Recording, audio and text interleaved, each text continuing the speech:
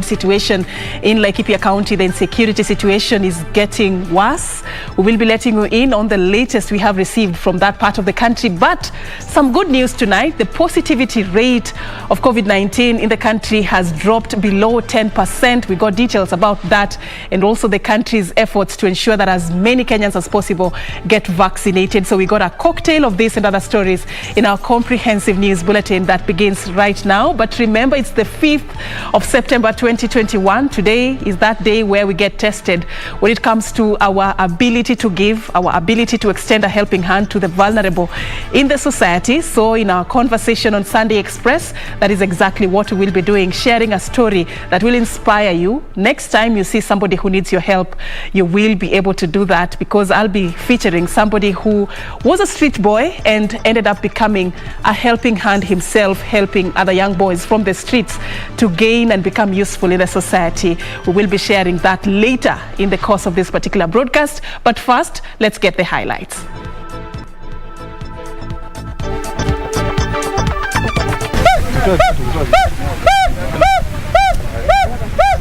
At least 50 houses set ablaze in Kisumu village, Olmoran, Laikipia County, in the latest spate of suspected armed bandits attack. Safari ya kuhakikisha ya kwamba tumewaweka katikati ya mipango ya serikali haiwezi kusimama. Irege imeenda half time.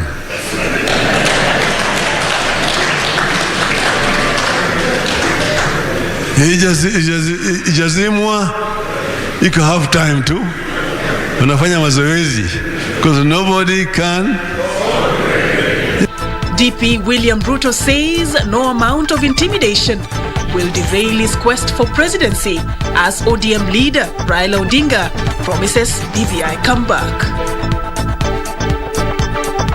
Let us avoid the politics of competition and degenerating our landscape into a heating of language and vulgar language and abuses of one to another, because that will not help anybody. Peace is what Kenyans want. And the pulpit becoming the new breeding ground for hate and disharmony among Kenyans, warns ACK Archbishop Jackson Ole Sapit.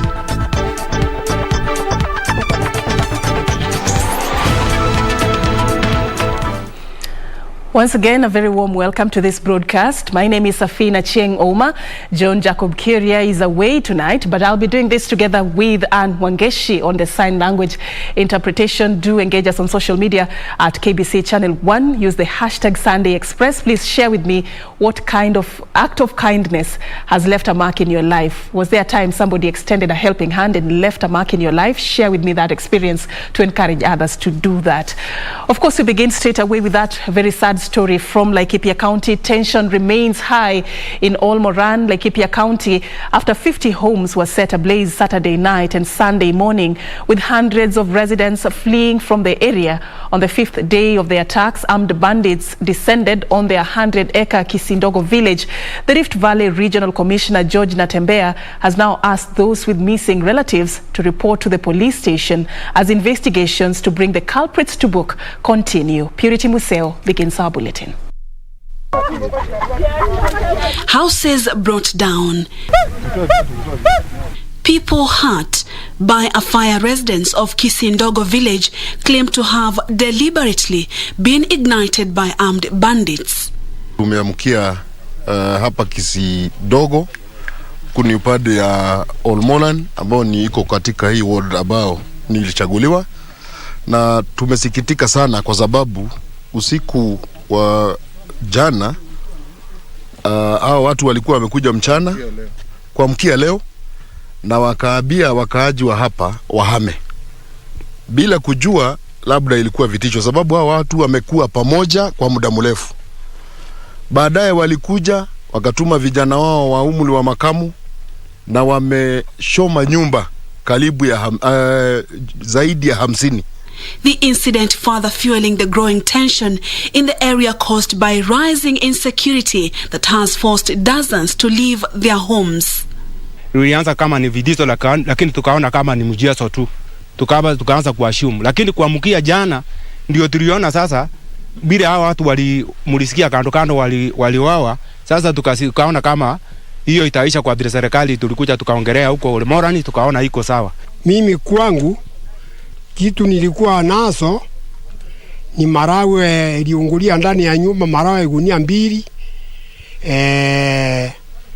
pamoja na mahindi gunia 3. Hiyo ndio kitu mimi naonanga, hiyo ndio niko na hasara, na nguo sikaisha na basikiri.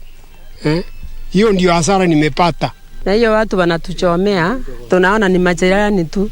Tunakaa na hapa miaka mingi, hiyo miaka yote. Lakini kwa mwezi ndio wanaanza vitisho. Wanaendelea vitisho hata tunaona ni majirani.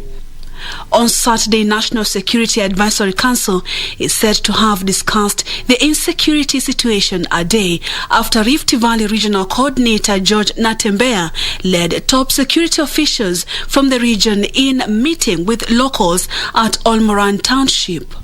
So far, 2 people have lost their lives, while a Class 8 pupil is in hospital receiving treatment for gunshot wounds. Residents say they are living in fear and are calling for swift interventions from the national government. Kuna mtu akunanisaidia, mnaona ile fesi nina fesi kwa nguvu, na mtu analeta ng'ombe kwa nguvu anaweka kwa shamba yangu. Naomba serikali etusaidie. Purity Museo, Sunday Express. Really unfortunate there. We hope that that meeting by the National Security Council will offer a way forward in addressing that insecurity situation in Laikipia. Now let's focus on some political issues. Deputy President William Ruto has condemned an incident witnessed in Kieni, Nyeri County today after 2 factions clashed moments before a church function which he was to attend. Ruto has accused his political opponents of using the youth to try and sabotage his Mount Kenya region tour, saying intimidation of his supporters will only reinforce his commitment to position ordinary Kenyans at the core of the next generation. Chaos erupted in Kieni constituency in Nyeri County hours before a scheduled church event which Deputy President William Ruto was scheduled to attend. Some of the protesters are said to have blocked the road leading to PCEA Mbiriri Church, where the Deputy President's weekend tour of the region was supposed to culminate in a Sunday service. Ruto and his entourage ultimately attended Mbiriri Full Gospel Church and the service went on peacefully. However, the Deputy President and his allies claim that political opponents are using every trick to block him from meeting his supporters. Hata ingawaje wamejaribu kufunga barabara, wamejaribu kupanga vijana ati walete fujo. The Deputy President maintaining intimidation will not deter them from their cause. We are not going back and we will not retreat and we will not surrender because we are determined to change the destiny and the fortunes of ordinary citizens of our republic. Ruto later made stopovers in Kirinyaga, Makuyu and Kenol in Murang'a County and Githurai in Kiambu County, where he popularized the bottom-up economic model as a vehicle of sustaining businesses and creating employment. Kuna watu wamekasirika sana na hiyo mambo ya bottom up. Tayari tuko na wabunge 150 kabla hata haijapigwa kura. Hii ndio chama tutaunda naye serikali mwaka ujao. This as the service party leader Mwangi Kiunjuri warned the Deputy President and his allies against deceiving their followers that they have Mount Kenya region votes safely in their basket. It's too early to say that you have scaled the mountain. The mountain is so high. There is also ice up there. The weather can be very dry. Kiunjuri was speaking at St. Andrews in Nanyuki, where he attended church service. Ben Chumba, Sunday Express. Thank you, Ben, for that report. Still more politics. ODM leader Raila Odinga has promised a comeback of the Building Bridges initiative, saying the initiative was meant to ensure more resources are allocated at the grassroots level. The former Prime Minister, who was speaking at Pentecostal Assemblies of God Church in Lang'ata, said opponents of the BBI misinterpreted it to mean it was an avenue to create more positions for some individuals. Ijazimwa, you can have time too. Wanafanya mazoezi. Because nobody can. Itaendelea. Kati yake itakuja. BBI ililetwa ili kuleta usawa ya ugavi ya rasilimali katika taifa letu. Tulipokuwa tumesalimana uhuru, hatukufikiria mambo ya kubadilisha katiba. Tuli-identify points 9 ambayo tukasema zizi ndio zinaathiri Kenya, na tukaweka jopo kazi iende ikaulize Wakenya vile tunaweza kusuluhisha hii shida. What we call rural economic revolution. That is what we believe in as ODM going forward. And we will achieve this revolution through setting up of industries in the villages and also through proper devolution. Sisi katika chama cha ODM tumesema pia hata kuwe kugumu, tukose tupate, hatumuachi huyu mheshimiwa Raila Amolo Odinga. Na tumechukua msimamo huo kwa sababu tunajua kwanza historia yake ya kupigania uhuru wa nchi hii, tunajua mawazo yake mazuri ambaye amepanga kwa ajili ya taifa hili letu la Kenya. That those things in BBI are not lost. Mimi najua that as he runs as the reconstruction candidate, iko jambo ako nazo, ako na jawabu, ako na jibu, na inawezekana, si ndio? Staying on that political note, the church has called for political tolerance as the country heads to the 2022 general elections. Anglican Church of Kenya Archbishop Jackson Ole Sapit has at the same time warned against the use of the pulpit to cause division and disharmony among Kenyans. Timothy Kipnusu with that report.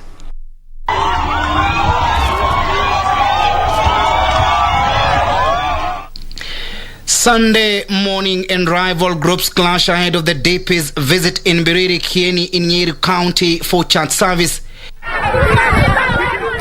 The tension in the area rising with the two churches which the deputy president planned to visit cancelling their invitation. Reports indicating that several people were injured during the melee.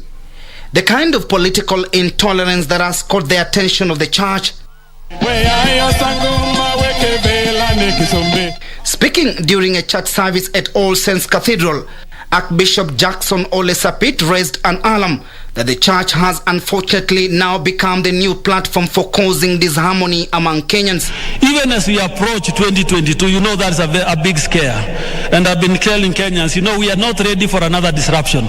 We already have the locust disruption. We had the COVID-19 disruption. Are you ready for a political disruption? Is anybody ready for a political disruption? So let us tell our leaders we are not ready for political disruptions. Let 2022 be a peaceful year. Seek your votes, not by undermining anybody. Sapit calling for unity among Kenyans.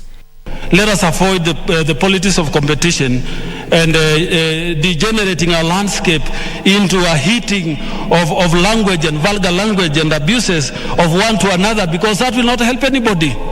Peace is what Kenyans want. And as the church raised its voice against the unforeseen danger ahead of the general election, it's upon those who have ears to let them hear. Timothy Kipnusu for Sunday Express.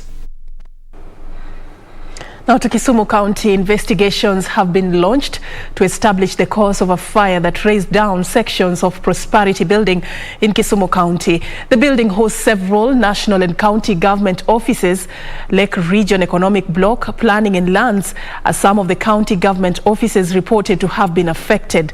According to the Kisumu County Commissioner, Josephine Ouko, the fire broke out at around 1 p.m, but the county fire brigade responded quickly and put it out before it spread further.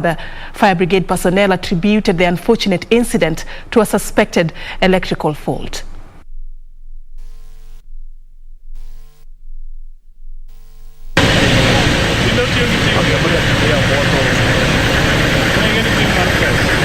So far, we've not been able to know the cause of the fire, and the investigation team is already here, and they're going to undertake a full investigation to let us know what actually transpired.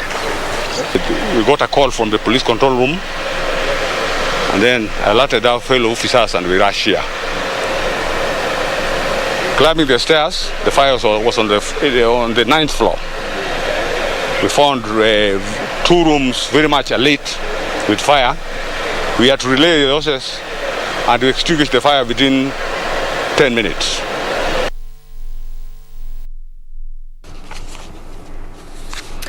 Now, I want us to look at the COVID-19 situation in the country. Some good news. Kenya's coronavirus positivity rate dropped below 10% Sunday after 480 people tested positive for the deadly COVID-19 disease from a sample size of 5,668. The Ministry of Health says the positivity rate has now dropped to 8.5%. From the cases, 448 are Kenyans, while 32 are foreigners. So far, the country has confirmed 240,172 cases, while cumulative tests now stand at 2,411,720. 8 patients have succumbed to the disease, all of them being late deaths reported after conducting facility record audits in August and September 2021. A total of 4,786 patients have died since March 2020. Globally, a total of 221,290,070 coronavirus cases have been reported, while 4,578,714 others have succumbed to the disease.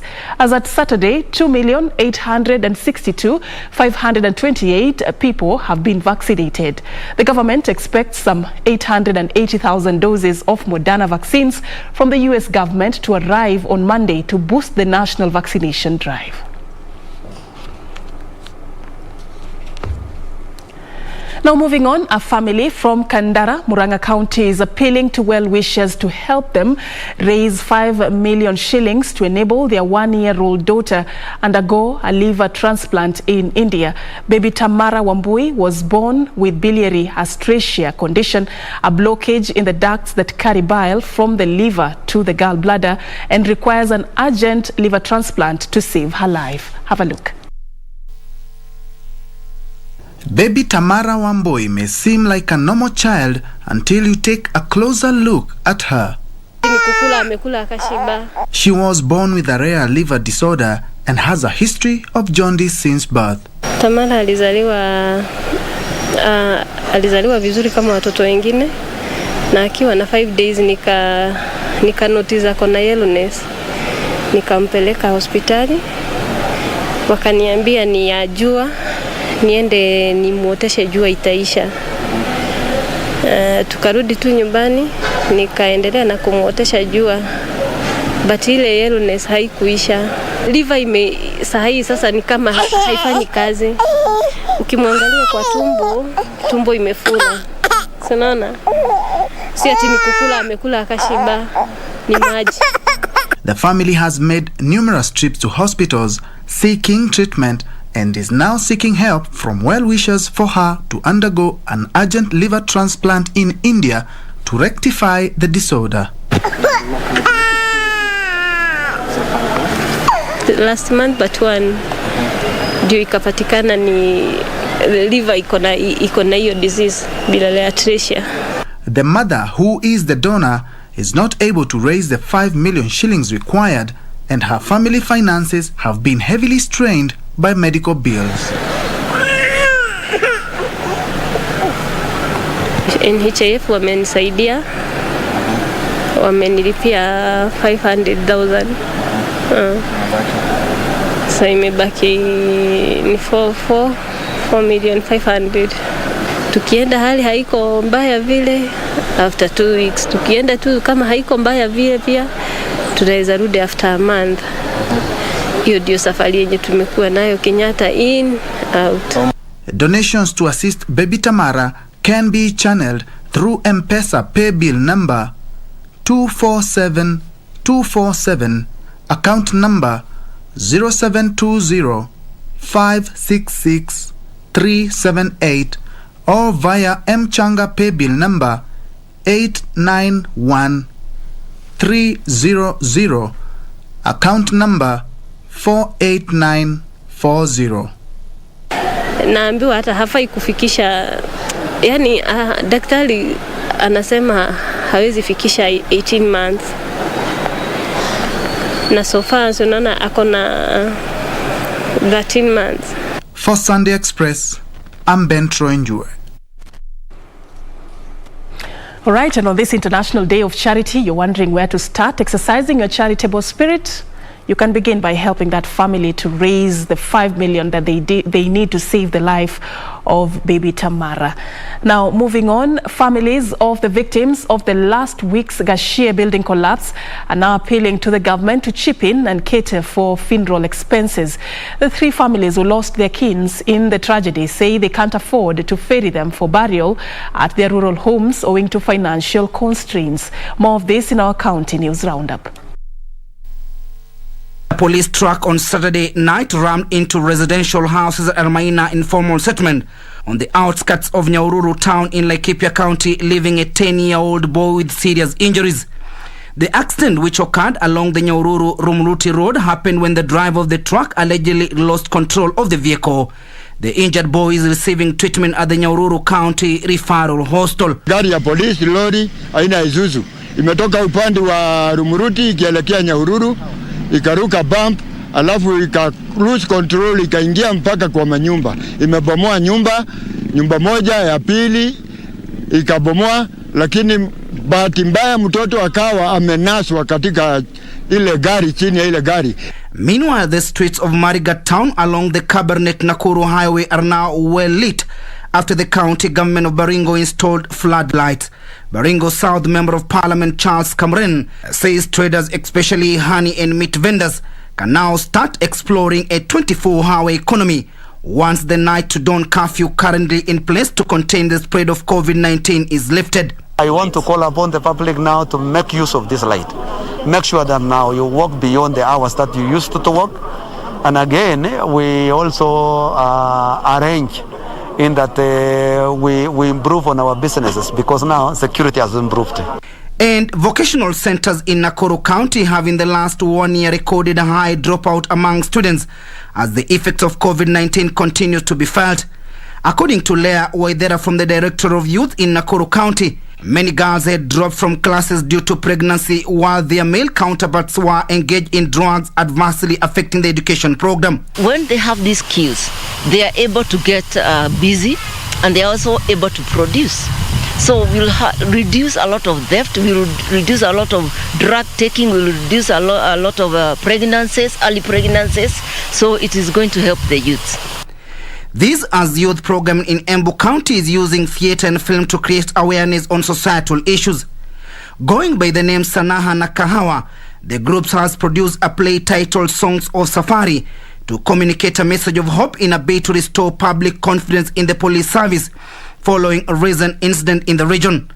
Artists, we may not be in a position to demonstrate in the street, but using such a form of expression, maybe our message gets louder and we create awareness and advocacy at the same time. Finally, a section of religious leaders from Rongo, Migori County now want the government to make available the COVID-19 vaccine in places of worship.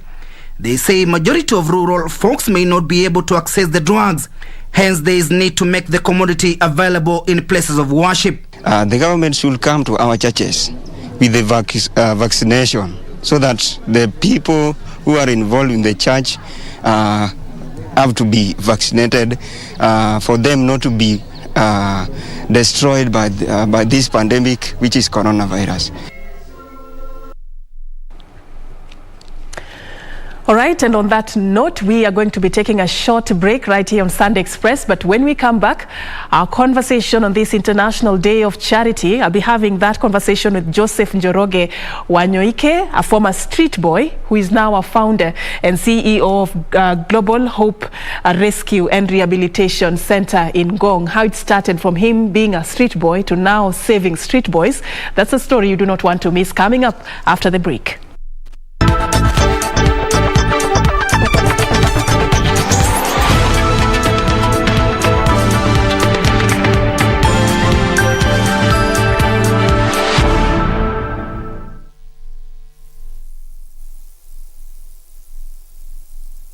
Quiero amarte de una forma diferente, de otro modo. Father. Do not call me father. You know perfectly well I'm not your real father. And now you know that I was the one who used you when I chose to get married to you. It wasn't you. Mother! I don't know. No. I don't know. I don't know. I don't know where Lucio is. I don't know. You are all mistaken. There's only one murderer here. Today, No. all your crimes will be exposed to the world, Lucrecia. I need you to tell me who's it going to be. Is it Constanza? Or your child, Max? Quiero amarte de una forma diferente, de otro modo, nunca igual al de otra gente.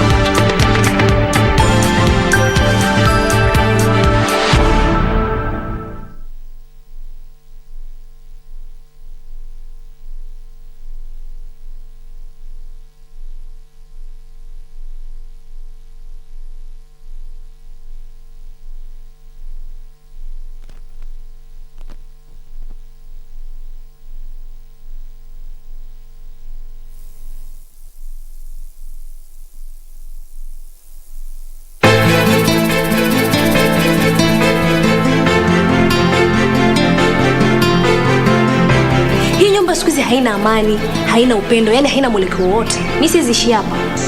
Unahitaji subira mara 10 zaidi ninavyohitaji subira kutoka kwako. Kwani uchukue suitcase ngapi? 3. Maana haya humu ndani haishi leo. Kama ni mambo yako ya kigangaganga mimi sitafanya. Sijaelelewa kigangaganga mimi. Na akija kikataa maagizo itakuwaje? Akatae. Hawezi kukataa maagizo. Sisi tutamlea kufuatana na desturi zetu na ndivyo tunavyotaka kumlea.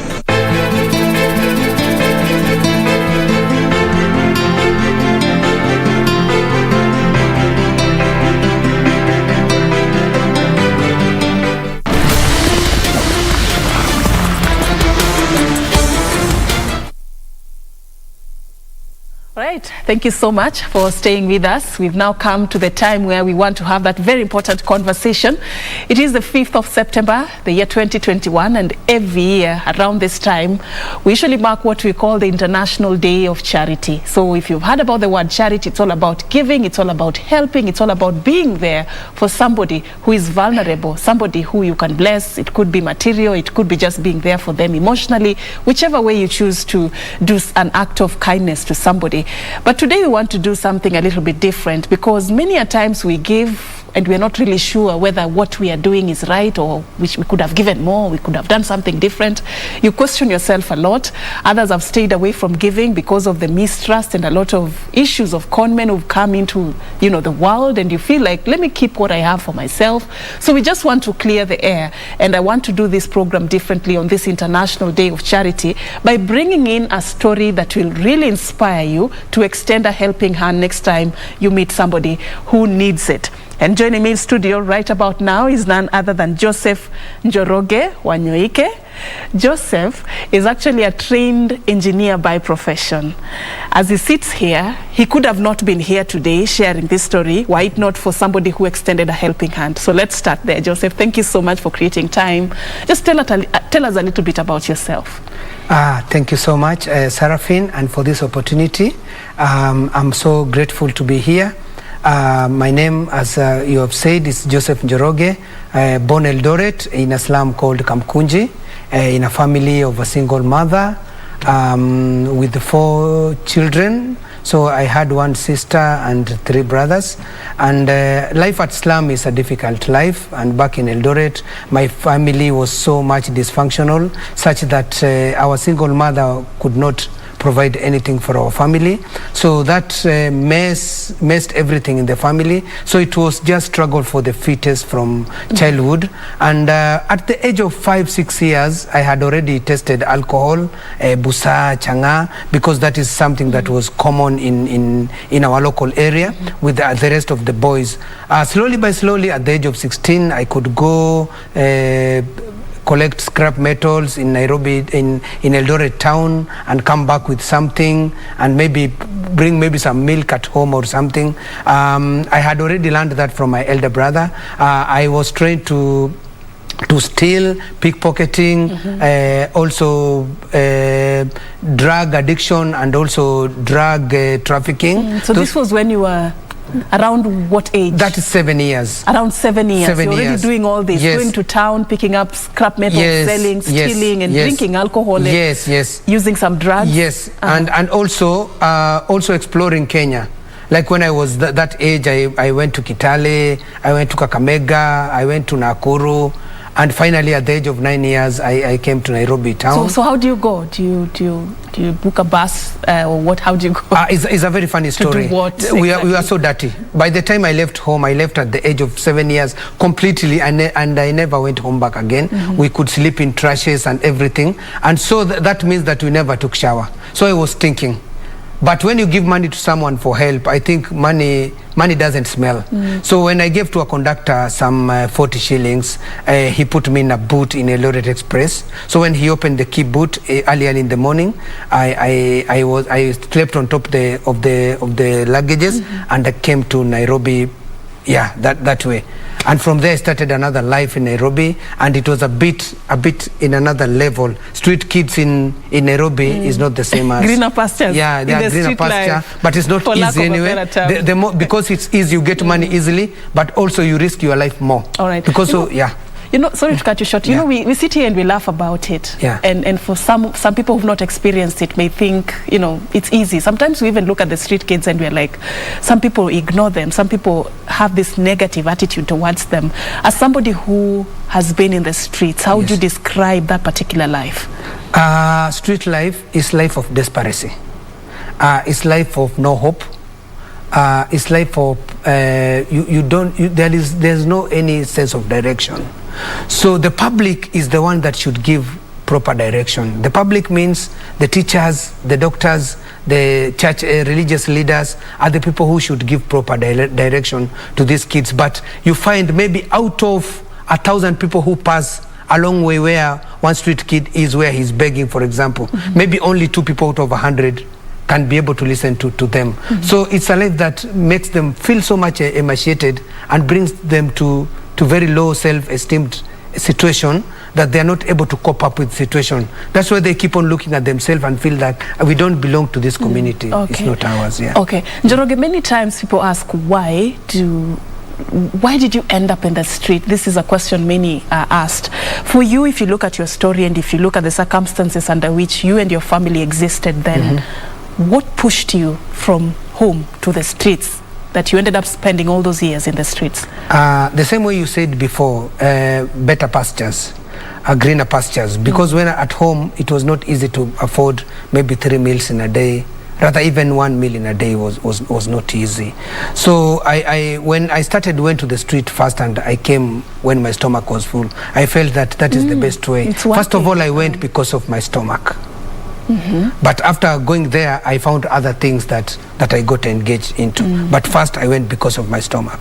So here you are, you leave the comfort of your house. Okay, it wasn't that comfortable, according to how you're describing it, to go and find something to eat. And then you turn into somebody else. Tell us about this somebody that grew in the streets. Who did Njoroge become? I was innocent when I joined the street. Yes. I had taken alcohol, but not in that extent. But when I went to the street, I was introduced to glue. The boys whom I found like friends in the street, they told me this one brings out stress. You don't remember about home anymore. It gives you courage to steal when you want to take something and you are high. you don't think. And sometimes when someone hits you after stealing, you don't even feel pain. And actually I tried it and I attempted to steal and I was hit like ngumi, a blow, and I never felt it. So it became like something. So anything I used to get from the street, I took it towards, I was collecting any money towards satisfying myself in terms of revolving into drug addiction and other things like stealing and being violent. So many things that we did in the street that a normal kid who stays with parents cannot do at that age. Yes, yes. So it started by just looking for food. Then you started getting into addicted into some some of these drugs and alcohol, and now you needed money to even facilitate that lifestyle. I just want to understand what your turning point was. At what point? Because today it's International Day of Charity. Somebody somewhere did something. No wonder you're here sitting here as an engineer today. And also you run a center that is rescuing children. Tell us a little bit about first that turning point. Yes, I'm going to talk about two special people. That is Dr. Muli and Mami Muli. Mami Esther, the wife of Dr. Muli, who found me in the street. I stayed in the street and the life became so difficult. I started admiring to come out. Because the more I lived in the street, I became enemy of everyone. So the policemen, the kanjo, the business people, nobody wants you. Until that point when I met Dr. Muli in the streets of Eldoret and he welcomed me. He was the first man out of 1 million who hugged me. With all my stickingness and my dirtiness, my mouth was smelling and everything. You didn't know each other? We didn't know each other. Do you remember the time? Actually, I had a mark on my face. I had a scar, which I got burned in the street, and it was very painful. That is the time when I was rescued. And this man hugged me and they kissed me. And I remember I was given new clothes. I thought it's a dream. So I was admitted at Muli Children's Family and I was given a chance. And because of the behaviors in the street had sunk into my mind, it was very difficult to change. But this man never gave up. He stood by me. He gave me hope. He made sure that I had food. He made sure I had good health. And despite all, he made sure that I am a successful person. So these two strangers, they come and they find you in this desperate situation. They don't know you, you're not related. You can imagine. And they're here and they're actually embracing you. How do you describe that moment? How do you describe what it has done to you as a person, as Njoroge? I felt loved. I even felt forgiven. Like all the mistake I had done in the street, I felt like I had not done any mistake, and I have a new home, and I feel like I am like any other kid anywhere. So I got a lot of confidence with my life. Yes. What would you tell somebody who is watching and on this particular day where we are actually just advocating for more Mulis, more Dr. Mulis to come out and yes, that's a very good question. What would you tell them? Yes, in Kenya and in the world, we have many people who try to do this charity. Some people think that they are giving too small, and there is nothing small when you are giving. Remember, even when you stand with the street, these desperate children, you give them even an ear. It gives them a lot of confidence to speak and they feel loved. So people start and they don't continue because they have never gotten hope, or they think it's a very big mountain to climb. But I'm here to tell you today, whenever little you are giving to any needy person, it doesn't go in vain. Every small help, every small contribution, even little talk, even mentorship counts a lot. That means it's a small drop in the ocean, but after some time it's going to turn all the waters in the ocean and everything will change. And that is what has made me to be who I am today. Let's talk about who you are today. Yes. So you went into this children's home. Yes. Before you were just limited to, let me find something to eat, let me find some little money for alcohol and drugs, let me get the next victim that I'm going to steal from. And then you get into this children's home and then your mindset changes. What happened and how did your worldview change? What inspired it? Through a lot of love and commitment from Daddy Muli and Mami Esther and the rest of the staff members, through the spiritual nourishment and engagement in so many sports and other things that kept me busy, for sure I transformed completely. And after high school, I also went to RVTTI to undertake a diploma in mechanical engineering for 3 years, which I graduated, of course, with a distinction and got a job and came to Nairobi and found a job. But again, I met street kids again. The same place, River Road, I used to be. I found street kids there. That is what changed my mind. And I said I cannot lie to myself anymore. I'm meeting these kids. I used to be here. I think I need to do something. And slowly by slowly, I started engaging myself into street families. And we after some times, not very long, I quitted from my job and officially started helping street children. So that is how the Global Hope Rescue and Rehabilitation Center started. Yes, that is how it was birthed. Yes. So you quit your job as an engineer to go back to the streets. Yes. Many would find that a very difficult decision to make. I mean, you've been in the streets all your life. Yes. All anyone would want is just to get out of it and be comfortable somewhere. Yes. So why would you do that? I felt that I had a debt. I needed to pay some debt somewhere. And that is one way of appreciating Dr. Muli. And also giving back, also to thank the Almighty God for changing my life, was to do similar thing, because I just felt I don't have anything that can stop me from doing that. Not just a matter of money, but I felt even my presence itself. It was a radical move, let me tell you, Serfine. It wasn't because an easy I decision. lost friends. Many people blocked me from their phones because they thought maybe I became cheesy. Kichwangu imeruka, but I never lost hope. I said, I'm going to do this despite what. And along way also Dr. Muli came in, and this thing went smoothly, and it's running till How many years down the line now? I think it started in May 2013. 8 years now. And for already we have been able to rehabilitate over 200 former street, and it's boys and young men, no girls, you can imagine. For people who don't understand how this works, because you said something very important about, you think this is a mountain and you'd want to help, but you think it's a very big mountain that you may not climb it to the top. So you say, I'd rather just stay, let me not involve myself in that, the problems that person is going through. Yes. You've been in this for quite a while, and somebody also held your hand. No wonder you're here today. What would you tell them to encourage them to just take that one step to begin climbing that mountain in helping someone? You just start from where you are. You don't wait until time comes, because time for hope is not measured, is not known, is indefinite. So you just start now. And you know every step you are making, you will get obstacles on the way, you will get discouragements, you lose friends. But remember, every small help you are giving counts somewhere. And it has a very big impact in the life of somebody, even the ones you don't know. You can imagine Dr. Muli did a lot of work in me, step by step, step by step. You can imagine how many lives have been transformed through me, through this one help that I got. So any help you give, it's very good for you to know that it counts somewhere. Even if people don't see, God in heaven sees, and is going to reward you in a way that you cannot measure. Yeah. There are many like you.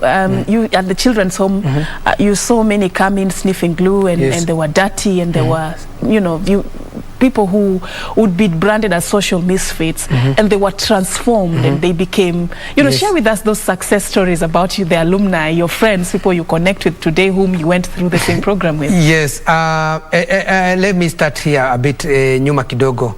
When I started bringing those kids in my home in Ngong, people started saying I'm breeding criminals. And when we started engaging these boys into education and other arts programs, sports, they emerged the best. Academically, you can imagine they are hitting everyone in Ngong, both primary and secondary school. We have boys who are in university now. We have others who are undertaking technical courses. In sports, I think our club is the best football club also there. And I think it motivates me so much to see such boys who lived somewhere hopelessly, and they're now turning to be professions who are going to take care of this country in few years to come. So it gives me a lot of motivation to feel that I did not lose anything.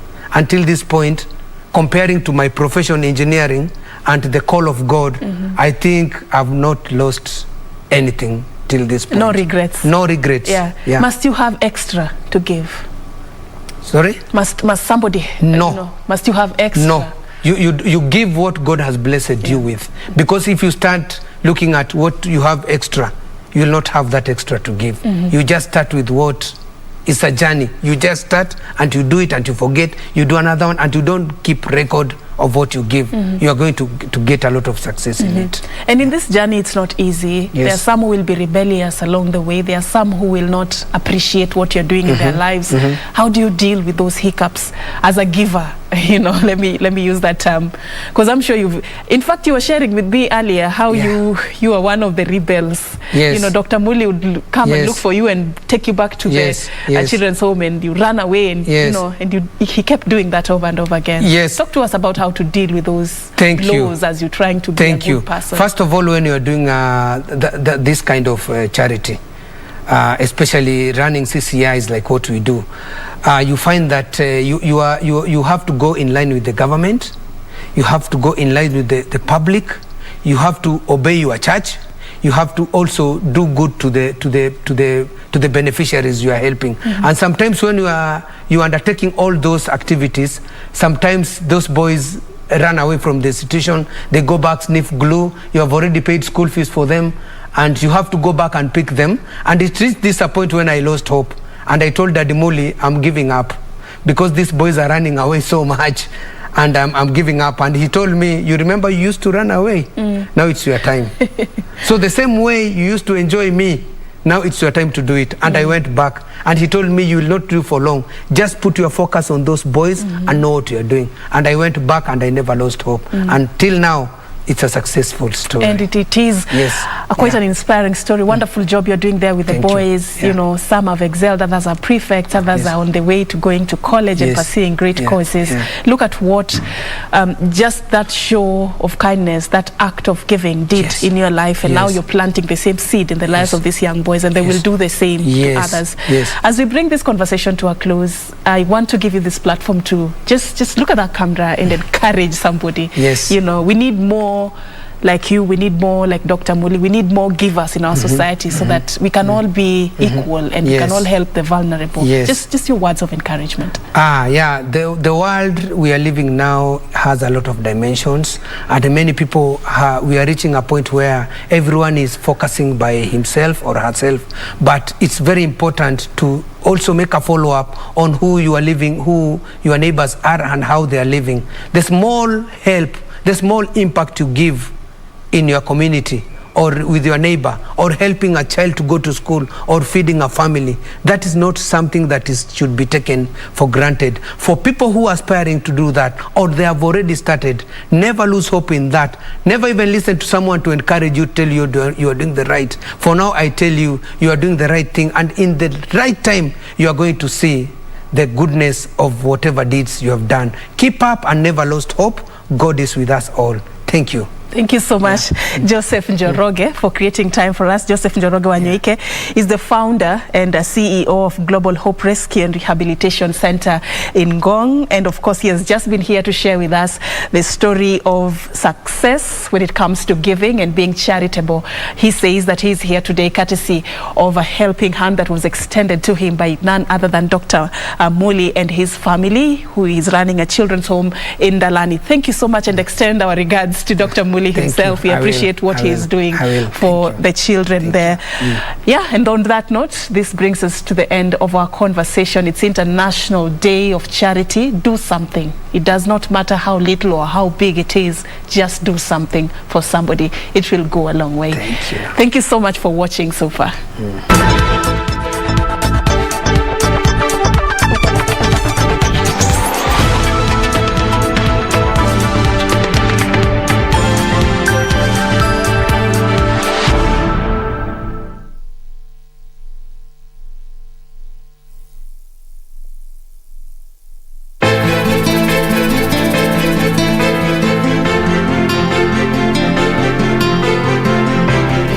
Siku hizi haina amani, haina upendo, yani haina mwelekeo wote. Mimi sizishi hapa.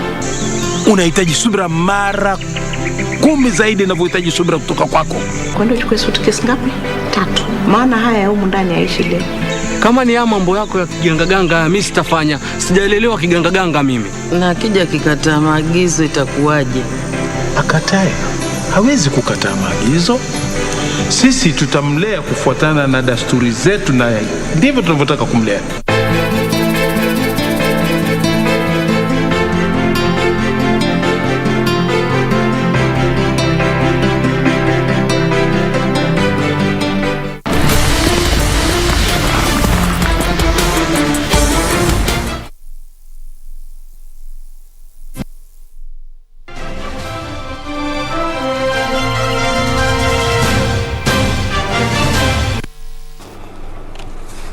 And now it's time for your Sunday sports. A national soccer team, Harambee Stars, shared spoils with Rwanda this evening after playing to a 1-1 draw in their second 2022 World Cup qualifier match played at the Nyamirambo Stadium in Kigali. Michael Olunga put Kenya. It's also fair. I mean, looking at both sides having not won their first game, now come back to Rwanda and we pick points. It's tight, but we're still in the race. The rest of the World Cup has just begun, so we're still on.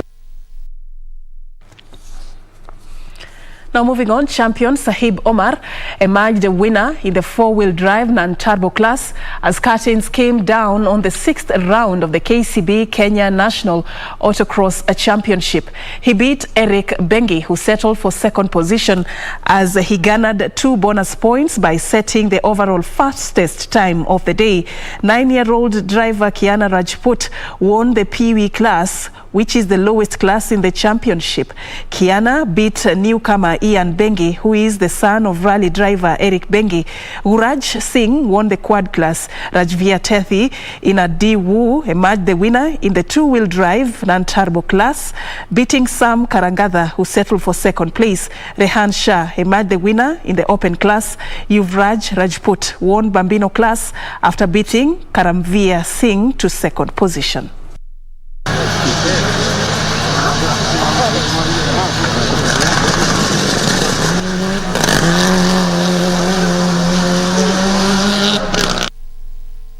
All right, over 200 players turned up for the Nairobi Chess Championship that culminated today at Sarit Center, Nairobi. The event was the second largest tournament to be held this year following disruption of chess activities due to COVID-19. Meanwhile, Kenya Roller Skating Secretary General Lamek Wafula has urged skating clubs to register with the Sports Register in a bid to develop the sport and nurture talent from grassroots levels.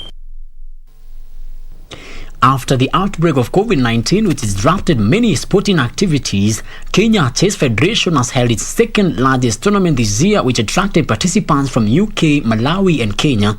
The Nairobi Championship was used as a curtain raiser for the Mombasa Open, which is set to be hosted later this month. In some of the results after 6 rounds, Taran Bulgaria finished top in the standings, while Munya Gabriel finished second. Oloka Sean settled for the 3rd position. Players were really looking and eager to play. We had one of the biggest turn-up. We have 270 participants, of which 70 were the juniors. The junior were having only one day event, but today now we have seniors who are playing for 2 days. Out of the senior event, we have 33 who are female, and the remaining are male. Elsewhere, Kenya Roller Skating Secretary General Lamek Wafula has urged skating clubs to register with the Sports Registrar in a bid to develop the sport and nurture talent from grassroots levels. We have been trying to push our clubs. Sababu unajua tangu the new Sports Act of 2013, most of our clubs have not registered with the Register of Sports. And so we want to increase that capacity in terms of have many clubs registered officially. Na unajua, with this pandemic, that's again a challenge. Of course, wale ambao wana run clubs ni vijana, si wazee, si wafanya biashara mambo yenyewe wale wakubwa. Ni vijana tu ambao wao wametoka shule anasema hii ni kitu mimi nianzishe clubs. The federation suspended all its activities since 2019 after the outbreak of COVID-19. Frederick Muki for Sunday Express. Now on to celebrations from Kimolongit, where residents in that part of the country in Kipkelion West Sub-County thronged Nauro village to celebrate Faith Cherotich, who won a bronze medal in 3,000 meters steeplechase during the World Under-20 Athletics Championships held in Nairobi. The junior athlete was celebrated together with Tokyo 2020 Paralympic Games only medalist Nancy Chelagat, who hails from the area and won bronze in the 1,500 meters. Cherotich, who trains at Kipkeino Junior Camp and who is currently a Form 2 student at Kamoret Secondary School in Eldoret, began her athletic career in Class 6 and looks to becoming one of the greatest names in Kenya at the senior level.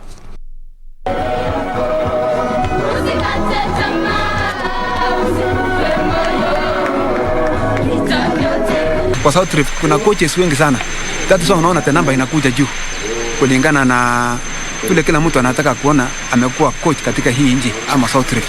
That is why tuko na wale wachanga ambao wanakuwa well motivated ambao wanakuja juu.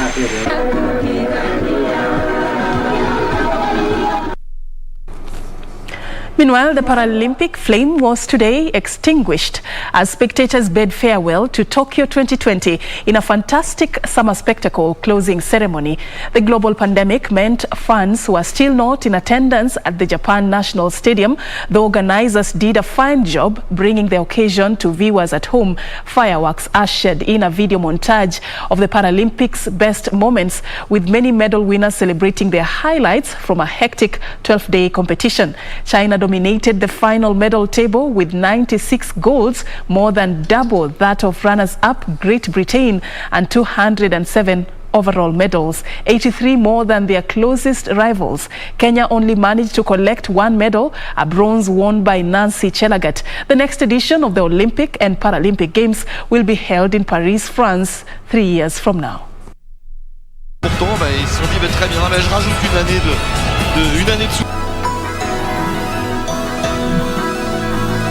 Au contraire, elles doivent faire naître de nouvelles.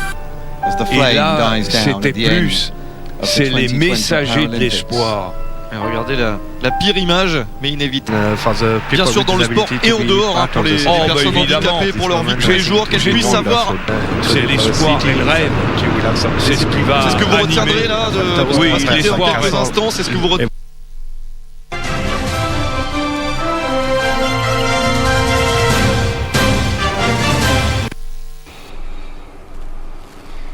I'm wrapping up now. Thank you so much for creating time. DJ Robin Kaliwao, thank you for creating time to watch. Michael Odhiambo, you say wow, thank you. Reverend Harrison K. Kosgei, you're watching us from Lesos, Nandi County, thank you. Likwenyo Kandegwa, thank you also for creating time to watch tonight. Livingstone Alushula, and I can go on and on. Oliver Nyamongo, Adelaide Kim, Enoch, thank you so much for creating time and interacting with us on social media. I asked you what act of kindness has changed your life. It's the International Day of Charity. Let's continue that conversation on social media, and also let's continue extending a helping hand to the vulnerable in the society. My name is Serfine Achieng Ouma, and my sign language interpreter for tonight has been Anne Wangeshi. Thank you so much once again, and have a lovely night.